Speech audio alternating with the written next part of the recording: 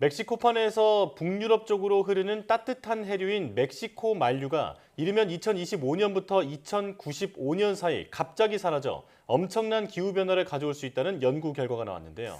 오늘 날씨학개론에서 관련 내용에 대해 이야기 나눠보겠습니다. K웨더 반기성 센터장과 함께합니다. 어서 오세요. 네, 안녕하세요. 네, 안녕하십니까. 자, 멕시코 만류가 사라질 것이라는 연구 결과 참 충격적인데요. 누가 발표한 건가요? 덴마크의 코펜하겐 대학의 디틀레우슨 교수 등이 7월 25일 학술지 네이처 커뮤니케이션스에 대서양 자오선 역전 순환류에 다가올 붕괴 경고라는 제목의 논문에서 멕시코 만류 등이 2025년에서 2095년 사이에 큰 변환기를 맞을 가능성이 아주 높다라고 주장을 했는데요. 예. 연구팀은 대서양 해류의 변화를 분석하기 위해서 1870년에서 2020년 동안 해수면 온도 기록을 활용을 했고요. 1층 모형을 통해서 순환류 체계에 중대한 변화가 일어나고 있다는 조기 경고 신호를 확인했다라고 밝혔습니다. 다만 이런 분석 결과는 지구의 탄소 배출이 현재 추세대로 계속 늘어난다는 것을 전제로 한 것인데요. 예. 논문에 따르면 해수 순환은 최근 150년 동안 유의미한 수준으로 불안정해졌는데요. 지구 온도가 상승하면서 극지방 얼음이 녹고 담수가 유입이 되면서 극지방의 염도가 낮아지면서 고위도에서 바닷물이 더 천천히 바다 깊은 곳으로 가라앉기 때문이라고 말합니다. 네. 이들의 이 연구의 분석과 전망은 가능한 한 보수적인 가정을 토대로 한 것이기 때문에 대서양 자오선 역전 순환유의 붕괴에 대한 명확한 지표를 무시해서는 안 된다라고 강조를 했습니다. 네, 그 대서양 자오선 역전 순환류 붕괴라고 말씀을 해주셨는데요. 이게 정확히 뭘까요? 바다에는 두 가지 큰 흐름이 있습니다. 그러니까 이제 그 중에 하나가 바람에 의해서 부는 표층 순환이 있는데요. 바다의 표면에 흐르는 해류는 대개 우세한 바람의 그 풍향에 따라서 움직이는 넓고 느린 표층수의 흐름이거든요. 이 해류는 순환하면서 지구 전체 온도를 조절합니다. 네. 그런데 바다 깊은 곳에는 표면과 아주 다른 흐름이 있는데요. 바닷물에 염분이 많거나 더 차가운 물은 밀도가 커지면서 무거워지기 때문에 아래로 가라앉게 됩니다. 네. 극지방에서는 날씨가 춥기 때문에 빙하가 많이 생기면서 소금은 얼지 않죠. 네. 그래서 물만 얼게 되면서 염분 농도가 높아지게 되고 또 해수 온도는 낮아지게 되면서 그린란드 인근 바다의 바닷물이 아래로 뚝 떨어집니다. 이렇게 밑으로 내려간 바닷물은 적도 쪽으로 방향을 바꾸어서 느릿느릿 흘러가면서 바다 깊은 곳에서도 해류가 만들어지는 건데요. 이 순환을 기온과 염분 때문에 생기는 순환이라는 뜻이 담긴 연렴순환이라고 부릅니다. 아, 네. 자, 그림에서 보시면 푸른색 해류가 차가운 연렴순환이고요. 빨간색 해류가 표층순환입니다. 그런데 그린란드 인근에서 바닷물이 심해로 가라앉게 되면은 멕시코 만류가 북극으로 올라와서 보충해주는 역할을 하게 되는데 바로 이 난류를 대서양 자오선 역전 순환류, 영어로는 AMOC라고 부릅니다. 그렇군요. 자, 이 연렴순환의 핵심적인 부분이 바로 이 멕시코 만류인 것 같은데 여기가 사라지면 기후 변화가 엄청나게 다가올 수 있다는 말인 거죠? 그렇죠.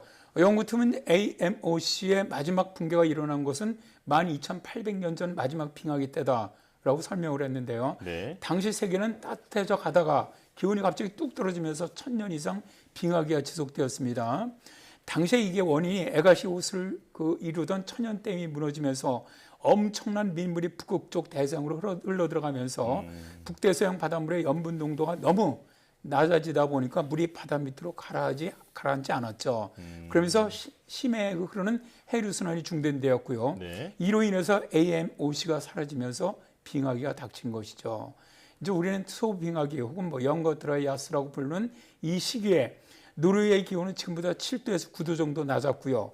남유럽마저도 거의 빙하기로 들어갔다고 하는데요. 재난 영화 투모로우가 바로 이 사건을 벤치마킹해서 만든 겁니다. 아, 네. 물론 지금은 연렴순환을 변화시킬 만한 거대한 호수는 없지만 지구온난화는 거대한 호수보다 더 무서울 수가 있습니다. 기온이 오르면서 북극 빙하가 녹고 비가 내리면서 그린란드 인근 바닷물의 염분 농도가 떨어지게 되면 연렴순환이 중지될 가능성이 있다는 것이고 연렴순환이 중지된다면 당연히 AMOC도 사라지겠죠. 예. 이 흐름이 끊기게 되면 가장 직접적으로 미국과 북유럽의 기온이 크게 떨어지고 폭풍이 늘어나고 북미 동해안의 해수면이 상승할 위험성이 있고요. 전 세계 기후가 엄청나게 변할 것으로 예상이 됩니다. 네, 그러니까 이 해수의 순환 그리고 AMOC가 그 지구의 열 에너지 균형을 맞춰주는데 굉장히 중요한 역할을 하고 있는 것 같은데요. 그런데 AMOC의 붕괴 원인이 또 지구 온난화가 있다고요? 연구팀은 AMOC가 이런 변화를 일으킨 요인에 대해서 구체적으로 가정하지는 않았어요. 그러나 대기 중 이산화탄소 농도가 연구기관에 거의 선형적으로 증가했다는 점을 지적을 했습니다. 즉 온실가스 증가를 AMOC 붕괴 원인으로 지목한 것이죠. 예. 또 그리고 기후변화에 관한 정부 간 협의체 IPCC도 AMOC 교란 주범으로 온실가스 농도와 지구 온난화를 꼽았는데요.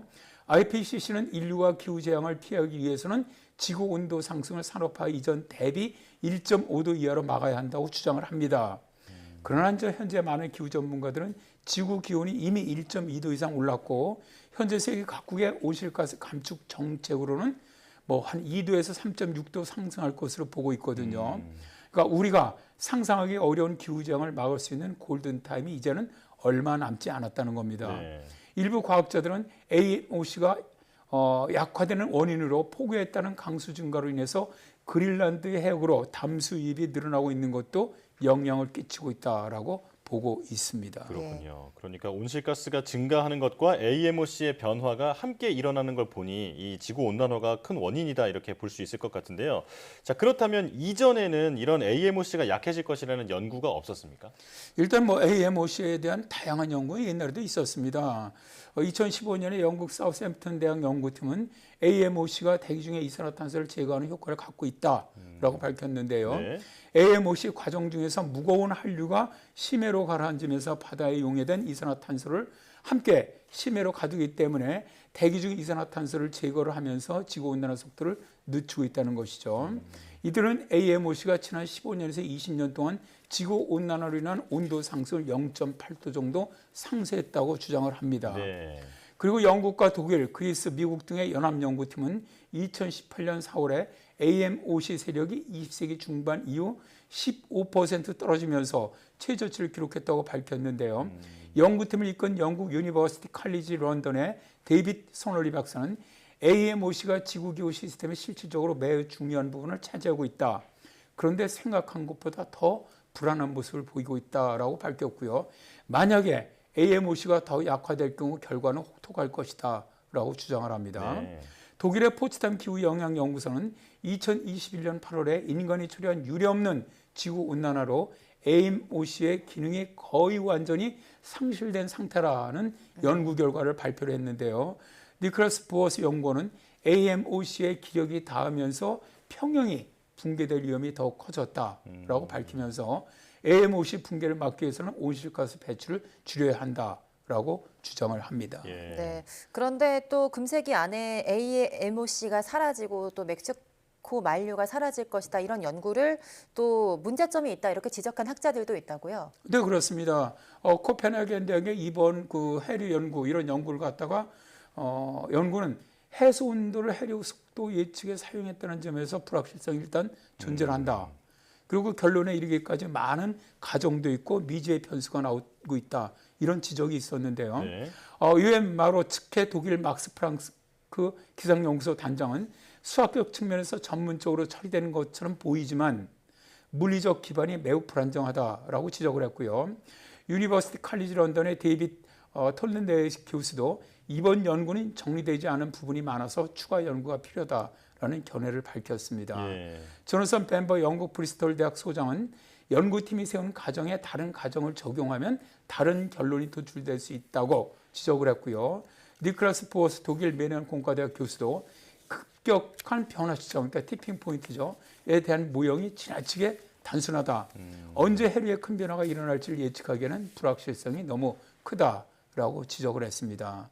또 유엔 기후변화에 관한 정부 간 협의체 IPCC는 2023년 발표한 6차 보고서에서 이 순환유가 21세기 중에는 붕괴할 가능성이 낮다라고 전망하기도 했었는데요. 네. 그럼에도 많은 과학자들은 AMOC 붕괴가 언제 나타날지는 불확실하지만 그래도 이 연구로 인해서 우리가 생각하는 이상으로 더 가깝게 나타날 수 있다는 증거다라고 말하면서 이에 대비해야 한다고 말을 하고 있습니다. 예. 자, 학계에서 이견이 있기는 하지만 지구 온난화를 어떻게든 막아야 한다는 건 변함이 없는 것 같습니다. 자, K웨더 반기성 센터장과 함께했습니다. 고맙습니다. 네, 감사합니다.